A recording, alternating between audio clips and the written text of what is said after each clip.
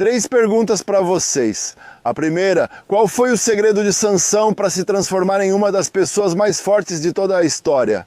Bem, de acordo com filmes, livros, até músicas, o segredo dele estava no cabelo, na sua cabeleira. Segunda pergunta, como Sansão morreu?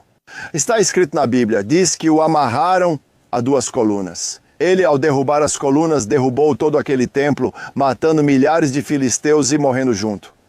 A Bíblia também conta que Dalila, sua namorada, tinha cortado o cabelo dele alguns dias antes. E a própria Bíblia nos diz, preto no branco em Juízes 16, 22, que naquele dia o cabelo dele tinha começado a crescer de novo. Então eu pergunto, no dia em que ele teve mais força, que conseguiu derrubar um templo inteiro, Sansão estava de cabelo curto? Incrível, não é? Shalom, amigos! Aqui é Sérgio Bacari do canal Bacari Solto em Israel. Mais uma vez com vocês, mais uma vez com a Bíblia na mão, em busca de capítulos, versículos, personagens, lugares, tudo relacionado a ela, diretamente do próprio local dos acontecimentos. E o local dos acontecimentos hoje é este, o túmulo de Sansão, ao lado do túmulo de seu pai. Nesta região, Sansão nasceu, cresceu, se desenvolveu e aqui está enterrado. E eu vim aqui para revelar a vocês qual era o segredo da força dele, que não era o cabelo comprido dele. E eu garanto que quando vocês descobrirem, vão ver Sansão e toda essa história de uma maneira completamente diferente. Desde já, obrigado por participar. Obrigado a quem se inscreve no canal e obrigado a quem continua visitando nossa loja virtual, na qual, além das surpresas que temos colocado ultimamente, vocês vão poder encontrar Bíblias como esta em hebraico, com tradução para o espanhol, que será enviada daqui, da Terra Santa, para qualquer canto do mundo onde vocês estiverem. Vamos começar o passeio mostrando a paisagem e contando aquele segredo que vai deixar vocês de queixo caído. Eu garanto para vocês. Aqui está, amigos. Aqui descansam os restos de Shimshon, Sansão e de seu pai, Manoá. É algo humilde, como vocês podem ver, quase escondido. E me impressiona pensar que aqui pode estar enterrado o homem que a Bíblia descreveu como o mais forte de todos. Incrível! Um homem que fez os filisteus tremerem, que matou um leão com as próprias mãos, que arrancou os portões de uma cidade e terminou sua vida derrubando um templo inteiro. E junto a ele, seu pai, aquele camponês da tribo de Dan, que recebeu a visita de um anjo com uma notícia impossível. Que teria um filho especial, um nazireu desde antes de nascer, consagrado a Deus para iniciar a libertação de Israel das mãos de seus inimigos. É estranho, não é? A gente espera que o túmulo de uma pessoa assim esteja cheio de gente, de flores, de velas, mas não, aqui não há multidões, só o vento, os pinheiros e esse silêncio que faz você ouvir seus próprios pensamentos. Talvez porque Sansão não seja tão fácil de encaixar como um herói, a história dele é mais complicada. E como vamos ver neste percurso, o que realmente o tornou forte não foi aquilo que todos repetimos de cor. Amigos, a vista daqui é incrível, essa paisagem era o quintal dele. Por essas trilhas ele subia e descia. Por essas colinas caminhou em direção a Timnat, a Tzora, Estaol, aos vales, onde enfrentou seus inimigos, e também para os lugares onde tomou decisões erradas. Não sei se vocês conseguem ver ali uma figura solitária, sentada, orando. Não quero incomodá-la, não sei quem é ou por que está ali. Mas isso me faz pensar naqueles momentos de Sansão, em que apesar de tudo, ele ainda buscava a Deus. O livro de Juízes diz que o Espírito de Deus começou a se manifestar nele quando era jovem. E eu imagino ele talvez se afastando para um canto como este, para tentar entender qual era a sua missão. Porque sim, embora Sansão parecesse um homem de ação, sua história está cheia de solidão e de perguntas. Caminhar por este monte é como se colocar na pele dele. Não há barulhos de cidade, só o canto dos pássaros e, de vez em quando, o som de um galho que estala sob meus pés. E penso que talvez aqui seja mais fácil entender que a força de Sansão não era um truque físico. Não era um músculo inchado nem uma cabeleira mágica, mas algo mais profundo que se forjava em lugares como este. No silêncio, no relacionamento, com o Deus que o havia escolhido antes de nascer. Daqui já dá para ver como este monte desce para um vale amplo. À frente há terrenos cultivados, fileiras de oliveiras e uma ou outra vinha. E não é por acaso, esta região sempre foi produtiva e nos tempos de Sansão também era um ponto estratégico. Daqui se chegava rapidamente ao território filisteu e isso marcou toda a vida dele. Ser nazireu significava viver separado para Deus. Não cortar o cabelo era apenas uma parte do voto.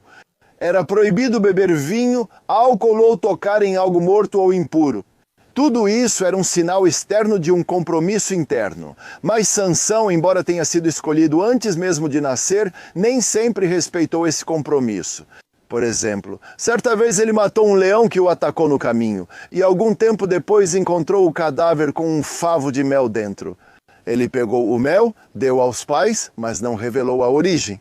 Isso já quebrava as regras de pureza, porque um nazireu não deveria tocar em um cadáver. Esse não foi seu único erro. Sansão era constantemente atraído por mulheres filisteias. A primeira vez que ele desceu a Timnate foi porque viu uma mulher e quis se casar com ela, mesmo que seus pais o advertissem para procurar uma esposa entre seu próprio povo. Juízes 14 diz que essa escolha vinha de Deus, que a usaria para começar a confrontar os filisteus. Mas isso não muda o fato de que sua vida estava cheia de decisões impulsivas. Não sei se quem vimos antes é Nasir, mas me lembrou que a fé às vezes precisa de silêncio. E Sansão quase sempre foi exatamente o oposto. Barulho, ação, força bruta. Essa foi a maneira dele enfrentar as coisas.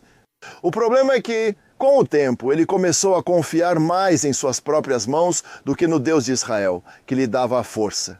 Sansão podia passar da calma à violência em questão de minutos. Não havia exércitos atrás dele. Ele não tinha escudos nem lanças. Ele fazia tudo sozinho. Isso, embora admirável, o afastava do que um juiz de Israel deveria ser. Um líder que guiasse seu povo na fé e na justiça, e não apenas na luta. E agora sim, vamos falar sobre o seu cabelo. Muita gente pensa que a cabeleira de Sansão era como uma bateria mágica que lhe dava força e que quando a cortaram ele ficou sem energia. Como se fosse uma história de fantasia, mas a Bíblia não diz isso, prestem atenção. O cabelo longo simbolizava o voto de Nasir, um pacto especial com Deus iniciado antes do nascimento. Esse voto não era algo superficial, era uma dedicação total, um lembrete visível de que sua vida não pertencia a ele, mas a Deus. No livro de Números é explicado que o nazireu deveria deixar o cabelo crescer como símbolo de separação para Deus. Cada vez que Sansão se olhava no espelho, e já nos contou Davi do Kozo Westermann como eram os espelhos naquela época, ouvia seu reflexo na água. Ele deveria passar a mão pelo cabelo e se lembrar de que estava separado para uma missão.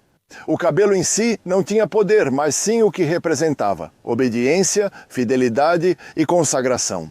Enquanto mantinha esse pacto, o Espírito de Deus o enchia de uma força sobrenatural para cumprir seu propósito. O problema não foi a tesoura, foi o que significou permitir que cortassem. É importante que entendam, pois isso é a trama do vídeo. Quando Dalila finalmente conseguiu que ele contasse seu segredo, ele já tinha cedido no mais importante. Ele relaxou sua guarda espiritual. E naquele momento, como diz Juízes 16:20, ele não sabia que Deus havia se afastado dele. A força não acabou por causa do cabelo, mas porque Deus não estava mais com ele, não havia pacto. O corte foi o sinal de que o vínculo havia sido rompido. Entendem agora? O verdadeiro poder de Sansão não estava em algo físico, mas sim na presença de Deus que o acompanhava. O cabelo era apenas o sinal visível de uma relação invisível, e quando essa relação se perdeu, o resto deixou de importar. Dalila não foi a primeira pessoa que quis descobrir o segredo de Sansão, mas foi a que não desistiu até conseguir.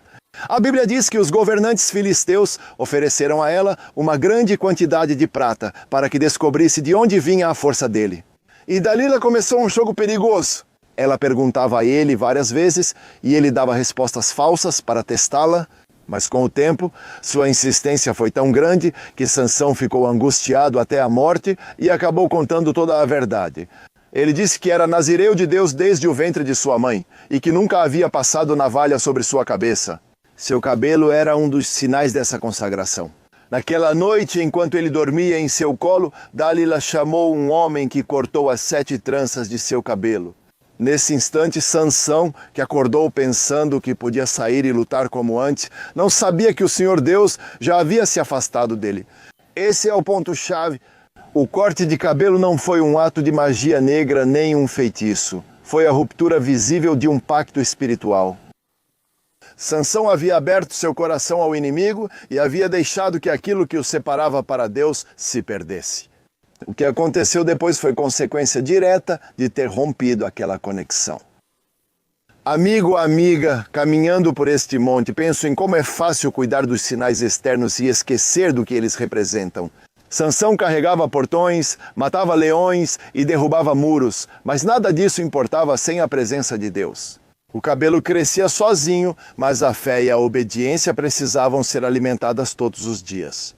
Antes de encerrar esse percurso, quero pedir a vocês que, se gostarem desse conteúdo e quiserem continuar viajando comigo pela terra da Bíblia, do local dos fatos, relato dos capítulos, inscrevam-se no canal.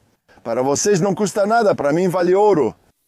Quero terminar deixando algumas palavras para vocês, mas não minhas, e sim de Sansão, como se fosse ele quem estivesse dizendo aqui, desde a terra que o viu nascer e lutar.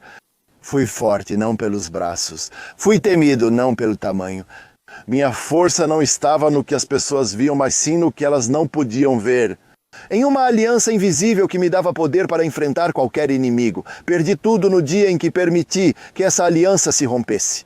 Não foi a tesoura que me derrotou. Fui eu mesmo que entreguei meu maior tesouro. Se algum dia se lembrarem de mim, não pensem nos meus feitos nem no meu cabelo. Lembrem-se de que um homem, mesmo que tenha a força de 1000, sem seu propósito, está vazio. E daqui dessas colinas, vou seguir o caminho que tantas vezes Sansão tomou até Timnate. Sim, vou tentar encontrá-la. Aquele lugar onde tudo mudou e onde sua história tomou um rumo que o marcou para sempre. O que estou dizendo a vocês é que vou lá para fazer um vídeo de continuação para responder à pergunta se Shimshon foi um herói ou uma tragédia. Aliás, o nome de Sansão em hebraico, Shimshon, vem da palavra Shemesh, sol. Literalmente significa pequeno sol ou homem do sol. E me parece incrível que alguém com esse nome, que evoca luz, calor e energia, tenha vivido uma vida tão intensa e cheia de força. E quando, em uma época em que os filisteus adoravam deuses pagãos, alguns relacionados ao sol, Deus levantou um homem cujo próprio nome parecia um desafio para eles, um sol que eles não podiam apagar. Interessante, não é? Se vocês gostaram do vídeo, não se esqueçam de deixar um like. Shalom!